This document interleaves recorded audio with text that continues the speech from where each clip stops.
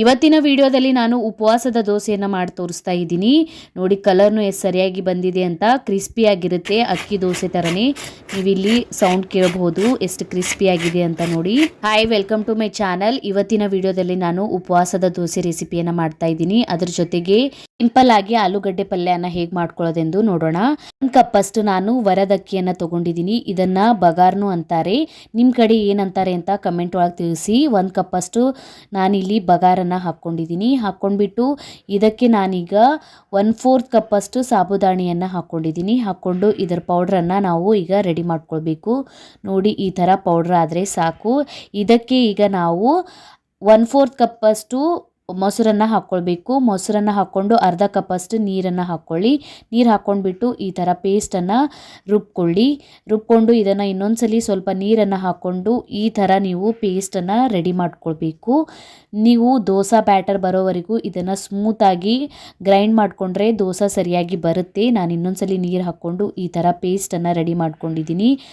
ಈಗ ನೋಡಿ, ಇದನ್ನು ನೀವು ಸ್ವಲ್ಪ ನೀರನ್ನು ಹಾಕ್ಕೊಂಡ್ಬಿಟ್ಟು ದೋಸೆ ಹಿಟ್ಟಿನ ಹದಕ್ಕೆ ಈ ಹಿಟ್ಟನ್ನು ನೀವು ರೆಡಿ ಮಾಡ್ಕೊಳ್ಬೇಕು. ರೆಡಿ ಮಾಡಿಕೊಂಡು ಇದನ್ನು ನೀವು 2 ಗಂಟೆವರೆಗೂ ಹಿಟ್ಟನ್ನು ನೆನೆಯೋದಕ್ಕೆ ಬಿಡಬೇಕು. ನೀವು ಇನ್ಸ್ಟೆಂಟಾಗಿ ಈ ದೋಸೆಯನ್ನು ಮಾಡ್ಕೊಳ್ಬಹುದು. ಆದರೆ ಹಿಟ್ಟು ಸ್ವಲ್ಪ ನೆಂದಿದ ಮೇಲೆ ಸರಿಯಾಗಿ ದೋಸೆ ಬರುತ್ತೆ ಮತ್ತು ಕಲರ್ನು ಸರಿಯಾಗಿ ಬರುತ್ತೆ ಅಂತ 2 ಗಂಟೆವರೆಗೂ ನೀವು ನೆನೆಯೋದಕ್ಕೆ ಬಿಡಿ. ಈಗ ನಾನು ಇದಕ್ಕೆ ಒಂದು ಆಲೂಗಡ್ಡೆ ಪಲ್ಯವನ್ನು ಮಾಡ್ಕೊತಾ ಇದ್ದೀನಿ.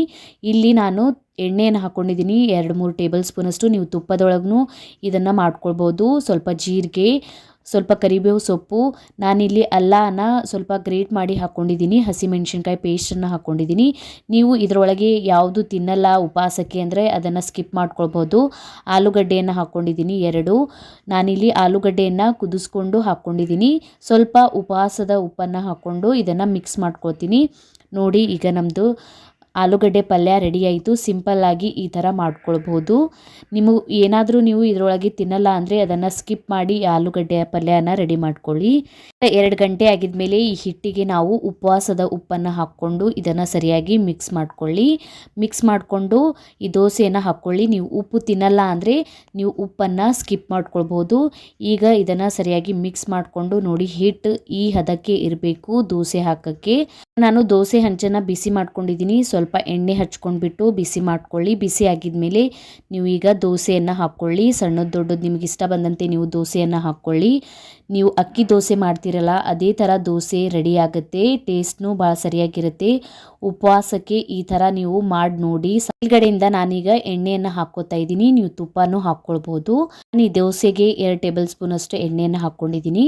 ನೋಡಿ, ಈಗ ತೆಳಗಡೆಯಿಂದ ಸರಿಯಾಗಿ ಬೆಂದಿದೆ. ನೋಡಿ ಎಷ್ಟು ಸರಿಯಾಗಿ ಕಲರ್ ಬಂದಿದೆ ಅಂತ. ನೀವು 2 ಕಡೆಯಿಂದನೂ ಬೇಯಿಸ್ಕೊಳ್ತೀರ ಅಂದರೆ ಬೇಯಿಸ್ಕೊಳ್ಬೋದು. ನಾನು 1 ಕಡೆಯಿಂದ ಅಷ್ಟೇ ಬೇಯಿಸಿದ್ದೀನಿ. ಈಗ ನಮ್ಮ ದೋಸೆ ರೆಡಿಯಾಗಿದೆ. ಬಹಳ ಕ್ರಿಸ್ಪಿ ಆದಂಥ ದೋಸೆ ರೆಡಿ ಆಗುತ್ತೆ.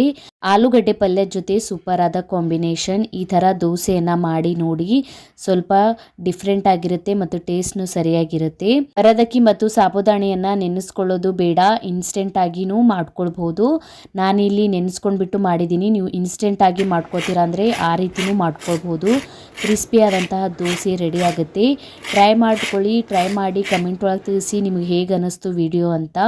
ವಿಡಿಯೋ ಇಷ್ಟ ಆಗಿತ್ತಂದ್ರೆ ಒಂದು ಲೈಕ್ ಮಾಡಿ, ಫ್ಯಾಮಿಲಿ ಮತ್ತು ಫ್ರೆಂಡ್ಸ್ ಜೊತೆ ಶೇರ್ ಮಾಡ್ಕೊಳ್ಳಿ. ಇದೇ ರೀತಿಯಾದಂಥ ವೀಡಿಯೋಸನ್ನು ನೋಡೋಕ್ಕೆ ಚಾನಲನ್ನು ಸಬ್ಸ್ಕ್ರೈಬ್ ಮಾಡ್ಕೊಳ್ಳಿ. ಬೆಲ್ ಐಕನನ್ನು ಪ್ರೆಸ್ ಮಾಡ್ಕೊಳ್ಳಿ. ನಾನು ಹಾಕಿದ ವೀಡಿಯೋಸ್ ನೋಟಿಫಿಕೇಷನ್ ನಿಮಗೆ ಸಿಗುತ್ತೆ. ನನಗೆ ಇನ್ಸ್ಟಾಗ್ರಾಮ್ ಮತ್ತು ಫೇಸ್ಬುಕ್ ಪೇಜಿಗೂ ಫಾಲೋ ಮಾಡ್ಕೊಳ್ಳಿ. ನಾನು ಲಿಂಕನ್ನು ನನ್ನ ಡಿಸ್ಕ್ರಿಪ್ಷನ್ ಬಾಕ್ಸ್ನಲ್ಲಿ ಕೊಟ್ಟಿರ್ತೀನಿ. Thank you for watching.